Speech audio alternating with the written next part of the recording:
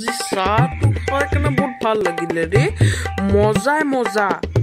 কিমান মজা আহিলে আজি চাহটো খাই কেনে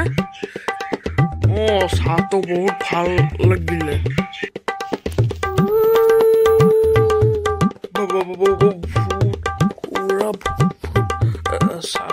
চোৱা নাই পিছফালে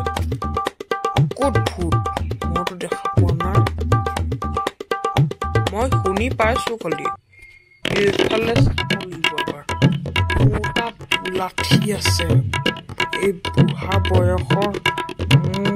লাঠিৰ কমালটো দেখা নাই সেইটোৱে এতিয়া দেখা তই কি বুলি ভাবিছ মোক বুঢ়া বয়সতে এনেকুৱা বুলি ভাবি আছ এতিয়া মই দেখা আছো